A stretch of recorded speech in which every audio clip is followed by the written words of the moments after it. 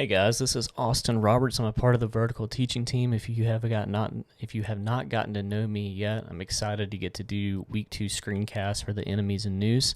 I'm looking forward to this platform for our teaching team that we're getting to use now.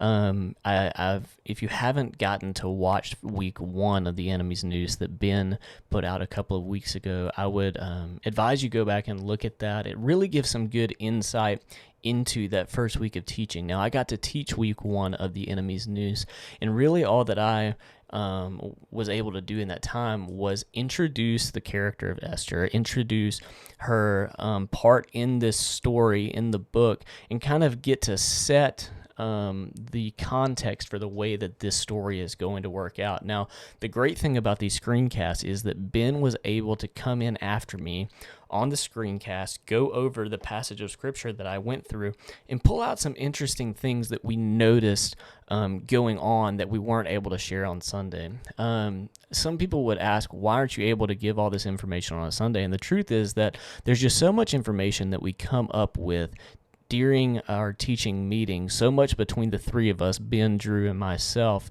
that is interesting. Not all of it is necessarily pertinent to the point that we are trying to drive on that Sunday morning, and also it would just take too much time. So those of you that are looking for more information, those of you that are wanting to dig into the story of Esther and see some details that we get to observe throughout the week and get to learn a little bit more, this is for you guys, and I'm very excited to have this medium to give you that content. And so this week, going into week 2 of the enemy's Noose, Drew was on stage and he shared with us a little bit more of the story of Esther. If you haven't gotten to meet Drew yet, he's been on our teaching team for several months now. He's definitely the smartest person in the room when that takes place, and he did a fantastic job this Sunday of walking us through not only Esther's new role as queen, but the crisis that she was kind of stepping into. Drew set up this challenge that was going to come up in Esther's life, where her people, the Israelite people, were being they were in danger of being really annihilated from the city of Susa because of an edict that was put out by the king and his kind of right-hand man named Haman. We also see, as Drew's teaching in week 2, that Esther is challenged directly in chapter 4 by Mordecai to step up and play her part in this story, in the story of the Jewish people, and now she has a place of prominence in that story because she chose to step up. This was a great talk. It was a fantastic talk overall. Drew gave a lot of really good information, but I left wondering a little more about this guy named Haman. Now, we know that Esther is kind of the hero of this story. We got to talk about God's role in this story and how he's kind of playing a very active role, but it's a little bit behind the scenes. We even got to talk about Mordecai, Esther's uncle, and his position of really just encouraging Esther and kind of pointing her in the right direction so she knows which way to act.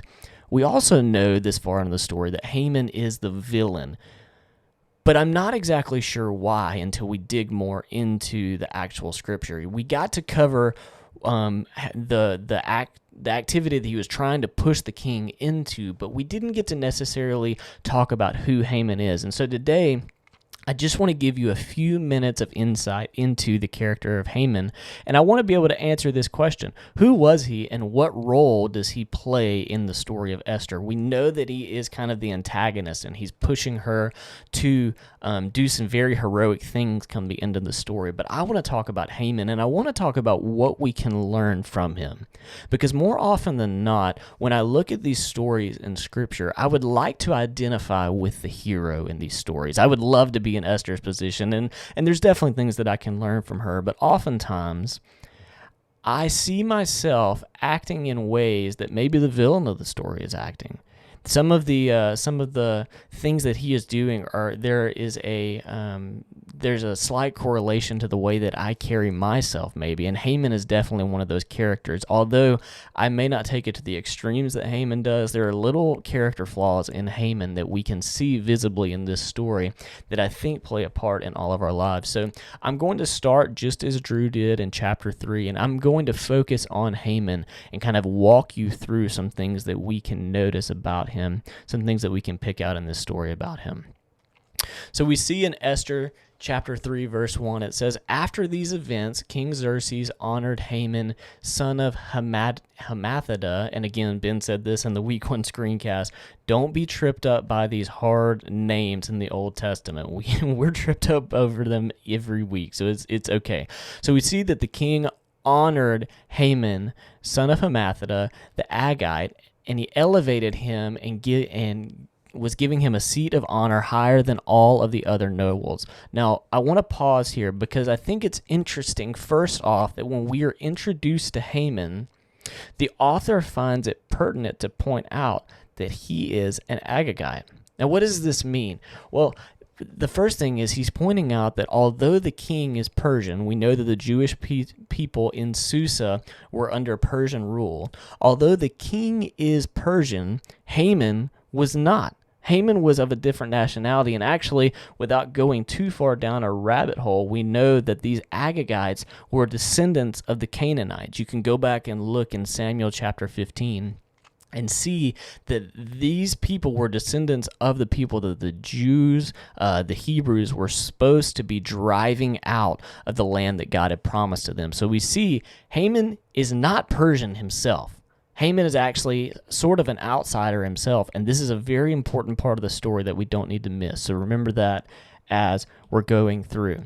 Another thing that I would like to point out while we're reading through here is that when we're reading Scripture and we start to see words being repeated, it's important to notice that because it's going to show us an overall theme throughout the text. So it says, King Xerxes honored Haman, son of Hammedatha, the Agagite. He elevated him and was giving him a seat of honor higher than that of all the other nobles. All the royal officials at the king's gate knelt down and paid honor to Haman, for the king commanded this concerning him. But Mordecai would not kneel down and pay him honor. Now, it may seem like nitpicking to pick this word out, but the thing is, this word honor, when we look at the original language of the book of Esther, it's not just a sign of respect. There's more to it than that. This passage is ultimately trying to communicate that the king wasn't merely asking the people to pay Haman respect because he had given him a new position, and he had given him the position of the principal minister, and really it was kind of setting him up as the second-hand man. But he wasn't just asking that people respect Haman for this new position. This word honor is carrying a very physical and even spiritual context to it. When it says honor them, and the people at the gate would kneel down and honor Haman, there's a physical aspect in that they are actually going prostrate on the ground in front of Haman. And in the spiritual aspect of that is there is an acknowledgement. There's a formal acknowledgement when we look at the original language of this word honor. There's a formal acknowledgement of worship and allegiance to this. And so we see that the king is telling them not only to respect Haman, but that in some way you need to worship Haman because of the position that I have placed him in. Now we see that this is going to be a problem for Mordecai, right? Mordecai is going to hear this, and he's going to be the outlier in this story where he refuses to kneel down to Haman. So the royal officials, if we move on to verse 3, at the king's gate, asked Mordecai, "Why do you disobey the king's command?" Day after day they spoke to him, but he refused to comply. I love that. He refused to comply. We're going to come back to that in just a second. Therefore, they told Haman about it to see whether Mordecai's behavior would be tolerated, for he had told them that he was a Jew. Now, Mordecai is refusing to kneel down to Haman, just like many people that we see throughout the Old Testament. Mordecai is refusing to follow through on the command of the king. Why? Because he is a Jew and because he'd been commanded otherwise by God. You can go back and look at the book of Deuteronomy in chapter 5, where we see that God tells his people, you don't need to worship other things. This includes inanimate objects, but also men. So don't convey yourself even in a way that could be taken as worshiping other things. Mordecai is refusing to do this. He's refusing to kneel down before Haman, even though it seems like it might be a small thing to just show a sign of respect to Haman. Mordecai knows that there is a spiritual component to this where he would be pledging his allegiance almost to this man. And that brings up an interesting question.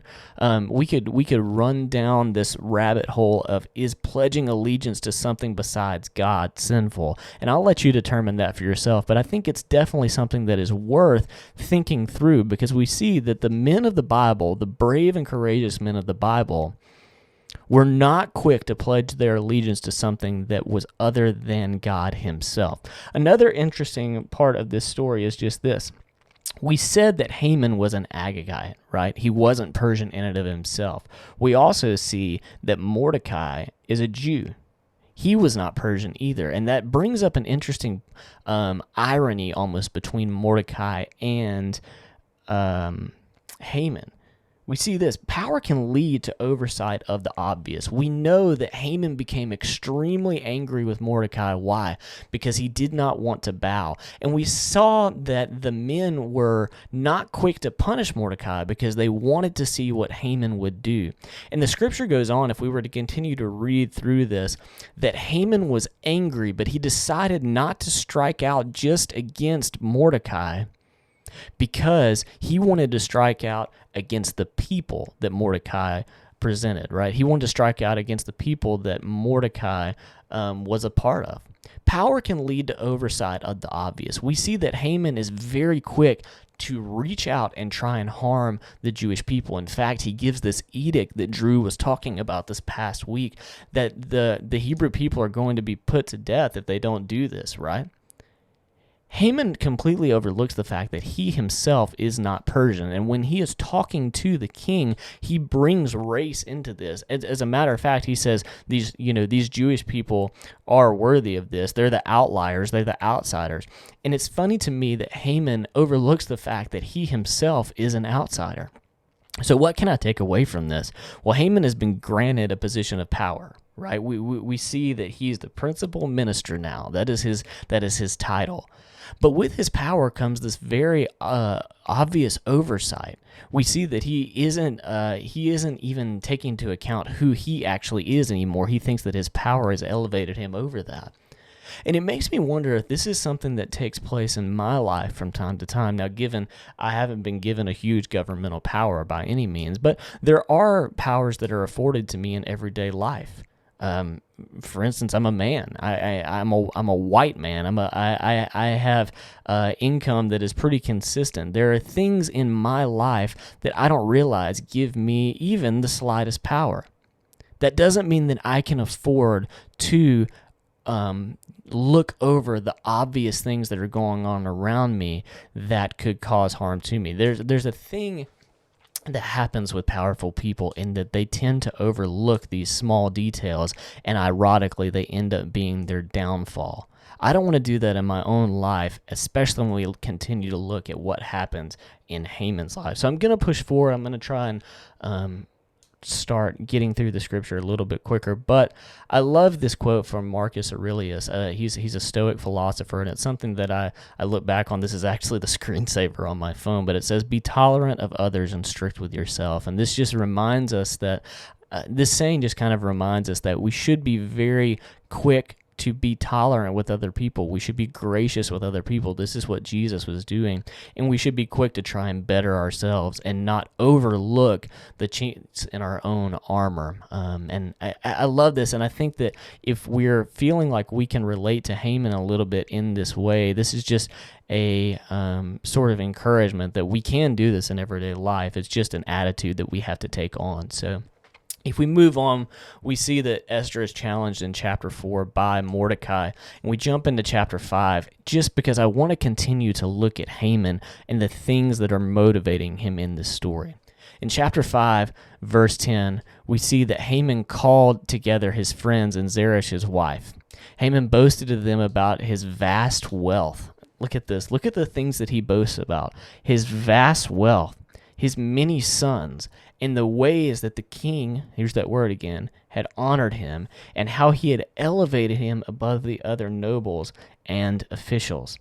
Now, here's the thing. None of these things are bad, right? These things that we have underlined here, these things that Haman is ultimately boasting about, they're not bad things in and of themselves, right? When we think of wealth, it's very easy for us to say there's nothing wrong with having security in our lives. When we think of stability, a lot of times having sons would have been that at this time. This would have been a family stability. It's not necessarily a bad thing. And then we see honor. There's nothing wrong with honor. In fact, a lot of times this just means that we're successful. People respect us because we're successful. But we see that Haman takes this to an unhealthy place. When he thinks of wealth, he wants more wealth. He's thinking of this from a greedy point of view, and that this gives him value. This wealth that he has is what gives him value. As far as his sons go, he's thinking of a legacy. He's not thinking of stability. He's thinking of a legacy and what's going to make his name greater. We know that he and his wife Zeresh had 10 sons, and this would have ultimately been a point of pride for Haman. Lastly, we see that the king honored him. And this wasn't just that he was successful, but this really fed into Haman's hubris and how he viewed himself, and ultimately how he viewed himself above the Jewish people, again, even though he was an outsider himself. And he goes on in verse 12. He says, "That's not all," Haman added. "I'm the only person Queen Esther invited to accompany the king to the banquet she gave. And she has invited me with the king tomorrow. But all this," look at this, all these three things that he listed, all his wealth, all his sons, all of the honor that's been given to him, all of this gives me no satisfaction as long as I can see that Jew Mordecai sitting at the king's gate. None of these things bring Haman satisfaction, and this is a very interesting thing to point out when we look at the life of Haman. If we continue going in verse 14, his wife Zeresh and all of his friends said to him, "Have a pole set up reaching to the height of 50 cubits. And ask the king in the morning to have Mordecai impaled on it. Then go with the king to the banquet and enjoy yourself." This suggestion delighted Haman. Look at that. And he had the pole set up. So it's interesting that these three things, all the things that he's happy he has going on in his life, the wealth, his heirs being his 10 sons, all the honor that he's receiving, they don't bring him any satisfaction. What does he delight in? He delights in this ultimately very morbid and gruesome plan that his wife and his friends give him to kill Mordecai. This brings up our second point. If we are continually reaching for satisfaction, it will lead us to destructive extremes. We see that Haman here has everything that a man in his position could want. He just got the promotion. He has sons. He has wealth. He's been given a ton of respect. But he continues to want to reach. He continues to want to reach, and he thinks more of himself than he actually is. And so we see that he is continually trying to find satisfaction, even though it should have already been given to him. And that leads him to this very destructive extreme where he is chasing after Mordecai. He's chasing after the destruction of the Jewish people. And we find that Haman is delighting in some very perverse things. We find that Haman is delighting himself in envisioning this gruesome death of Mordecai. And I think that while I've never been there in my life, there is a point that I have reached in my life where I'm continually trying to hustle. I'm continually trying to reach for these things, and I'm not satisfied in anything. And I begin to become satisfied in things that aren't ultimately good for me. I start to satisfy myself in my workload or my schedule, or I start to get I start to view myself as valuable when I'm doing more and when I'm working harder and all of these things. Ultimately, that's not going to bring me satisfaction, and I need to know that my status isn't bringing me satisfaction. And even in a slight way, we can see this in Haman's story by the ironic end that he comes to. Now, Ben's going to cover that this week. I'm not going to keep going, but I think as we're closing up, it is a good question to ask. Where in our life are we like Haman? Again, it's easy for us to look at the story of Esther and want to be like Esther. It's easy for us to see Esther as a hero, as the hero that she is actually, and want to be like that and try and only draw parallels from the hero in the story. But the truth is, there are often times where we can gain a lot of knowledge from the negative people in these stories. And in some ways, as much as I hate to say it, I tend to be like Haman. It's easy for me to become drunk with the little power that I have and start to overlook some obvious things in my life that are happening. Let things slip that obviously I should be paying attention to. It is also easier for me to continually be reaching for more, looking for new satisfaction, and find myself satisfied in things that are actually not good for me. This is an easy thing to do in our life and even to overlook. In the past year, one of my favorite authors that I got to read was Adam Grant, and in his book on givers and takers, it's called Give and Take, talks about two types of people. It says that every time we interact with another person, we have a choice to make. Do we try and claim as much value as we can, or contribute value without worrying about what we receive in turn? And I think that this is a beneficial question to ask ourselves on a regular basis, but it's also beneficial in that we can ask ourselves if we are acting as Haman, who is ultimately very greedy and reaching for more. He wants more status. He wants to be elevated higher. Or are we like Esther, who seems to be giving in and of herself, even when it may mean her own death? I love this quote from Give and Take, and it's one that I often go back to myself. It says, being a giver is not good for the 100-yard dash, but it is valuable in the marathon. And I believe that as we continue to go into this story of Esther, we will see that while Esther's future is looking a little bleak, and the future of the Jewish people is going to look very bleak for a moment, we will see that the guy who is reaching and trying to elevate himself is ultimately the one that comes to a very ironic end. So I'm excited to hear Ben teach week 3 of the Enemy's Noose. It's going to be good. I hope that you're enjoying the series as much as we are, and I hope that the screencast was helpful for you. Until next time, we will see you next week.